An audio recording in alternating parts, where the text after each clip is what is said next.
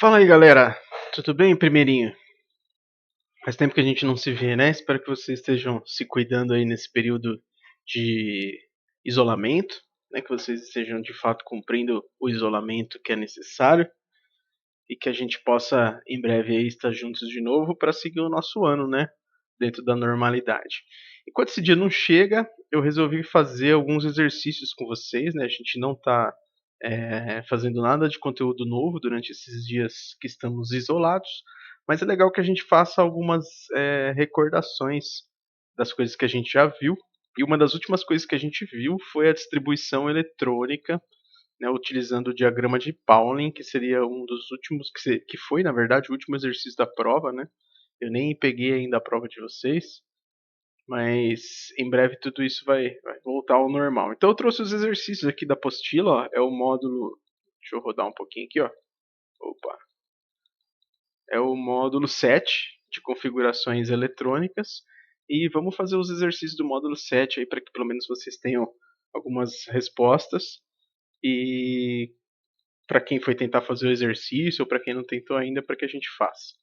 Ó, o primeiro exercício diz assim: coloque em ordem crescente de energia os subníveis eletrônicos 4D, 4P, 5F e 6S. Ou seja, ele quer simplesmente que você vá lá no diagrama de Pauling e ache a ordem desses caras na ordem das setas do diagrama. Lembra que no diagrama de Pauling a gente tem umas setas diagonais? Deixa eu ver se eu tenho ele aqui, eu acho que não.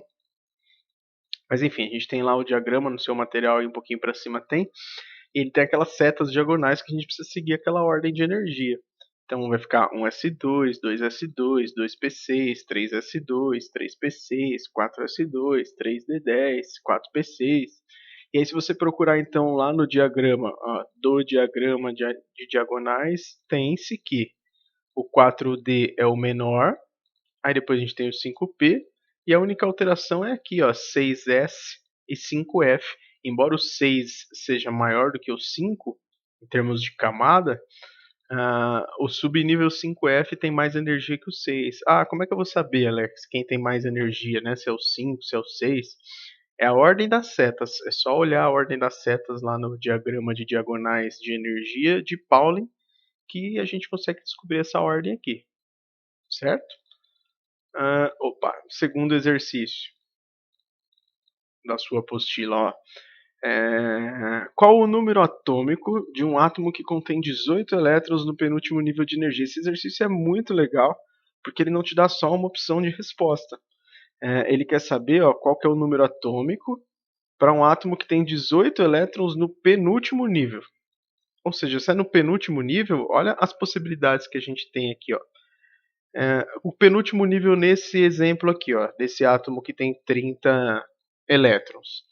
A maior camada dele é a 4s2, camada de valência. Mas como ele quer o penúltimo nível, ó, 3s2, 3p6, 3d10. Então, S2P6D10, 18 elétrons. Então, se eu pegar um átomo que tenha 30 prótons, ó, 2, com 2, 4, com 6, 10, 12, 18, 20, 30. Se ele tiver 30 prótons, ele termina com 18 elétrons no penúltimo nível de energia. Ó. Penúltimo nível de energia, 18 elétrons. Certo? Então, o último aqui é o 4 e o penúltimo é o 3, que tem 18 elétrons. Mas se eu seguir essa configuração e aumentando só uma camada, eu vou chegar no mesmo, na mesma definição para outros átomos. Ó. Por exemplo, a camada de valência desse átomo é a 5s2. Mas olha o que acontece no 4s. Eu tenho aqui 4s2, 4p6, já deu 8. 4d10. Então 48 elétrons também. Ó, todos eles que terminam em D10, eles têm 18 elétrons na última camada. Só mais um exemplo. Ó, se eu pegar 80 elétrons, a camada de valência é a 6s2. Mas olha, eu tenho 5s2, 5p6, 5d10. Deixa eu pegar tudo aqui. Ó. Então, em todos eles eu estou no penúltimo nível. O último nível aqui é o 4. Na 3 eu tenho 18, como ele procura. O último nível é o 5. Na 4 eu tenho 18. Nesse outro átomo, o último nível é o 6. No nível 5 eu tenho 18. Então eu tenho 18 elétrons em qualquer uma dessas possibilidades. Lógico, mais interessante que a gente dê como resposta a menor possível, né? Ele não fala isso na pergunta, mas ele poderia perguntar assim, ó, qual o menor átomo ou qual o número atômico do menor átomo que contém 18 elétrons no penúltimo nível. Aí ele restringiria a resposta para essa daqui. Como ele não restringiu, a gente pode usar qualquer uma dessas como resposta, certo? Mas a graça do exercício está em ele perguntar o penúltimo nível, que é o que pode ter gerado um pouquinho de confusão aí. E para terminar esse primeiro videozinho de exercício, depois a gente faz mais alguns outros, mas a ideia é que eles fiquem curtos, né? Vamos fazer o exercício 3 aqui, ó.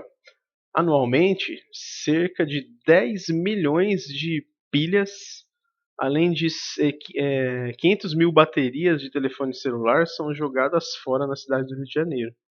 Elas têm elementos tóxicos como chumbo, aí ele vai começar a citar alguns elementos, ó, chumbo, mercúrio, zinco e manganês, certo? Chumbo, mercúrio,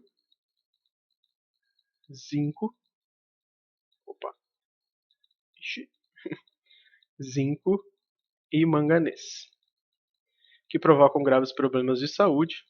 Reportagem novinha, né, do Globo de 98.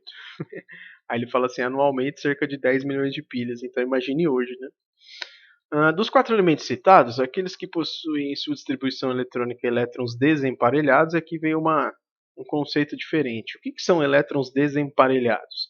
É quando você faz a distribuição eletrônica e não dá camadas completas. Por exemplo, ó, ele deu aqui os números atômicos dos 4 elementos citados no texto. Se você fizer o manganês, que é o primeiro, ele tem 25 elétrons. 1s2, 2s2, 2p6, 3s2, 3p6. Aqui está escrito em ordem de camadas, tá? Mas o 4s vem antes do 3D. É a ordem das setinhas do diagrama de Pauli, o 4s vem antes do 3D, por isso que está terminado aqui em 3d5. Tá vendo? O 3D suporta 10 elétrons. Se ele está com 3d5, ele está desemparelhado, tem menos elétrons lá dentro do que a camada suporta. Então esse já é um dos átomos da nossa resposta. Zinco, 1s2, 2s2, 2p6, 3s2, 3p6, 4s2, 3d10. Tá vendo? Essa é a ordem certa. Esse 4s2 deveria estar aqui no meio. Uma resolução um pouquinho errada aí da apostila. Mas todas as subcamadas aqui do zinco estão completas. S2, P6 e D10. Então o zinco não está desemparelhado. Tá? Desemparelhado é quando os elétrons não têm o seu par um do lado do outro. Mercúrio, Hg. 1s2, 2s2, 2p6, 3s2, 3p6, 4s2, 3d10, 4p6, 5s2, 4d10, 5p6, 6s2, 4f14, 5d10. Todos os subníveis, né, S2, P6, D10 e F14, todos eles estão completos. Então não tem elétron desemparelhado. Por enquanto a gente sabe só que o manganês é um dos que vai compor a nossa resposta. O outro deve ser o chumbo, então, né? Ó. Se você procurar aqui em toda a configuração eletrônica do chumbo, você vai encontrar um 6p2. O P suporta até 6 elétrons. Então esse P2 aí é que está complicado. Tá? Não pode ser P2, tem que ser P6. É lógico que se a gente colocar P6 vai passar, né? Não vai ser mais o átomo de chumbo, mas isso caracteriza um subnível desemparelhado. Perfeito? Então, alternativa B, chumbo e manganês. Certo, crianças? Esses são os exercícios, então, do módulo 7, que é o módulo de configuração eletrônica. E aí a gente faz uma pausa aqui, já eu encaminho outro vídeo para vocês com a resolução do módulo 8, tá? Se ficou algum outro módulo para trás, me dá um toque lá no grupo, né, a hora que vocês verem essa postagem do vídeo, e a gente volta e faz, ou então se tiver algum exercício da apostila que vocês queiram que eu faça também, é só dizer, algum módulo para trás que vocês não entenderam direito, a gente volta e vai refazendo, tá?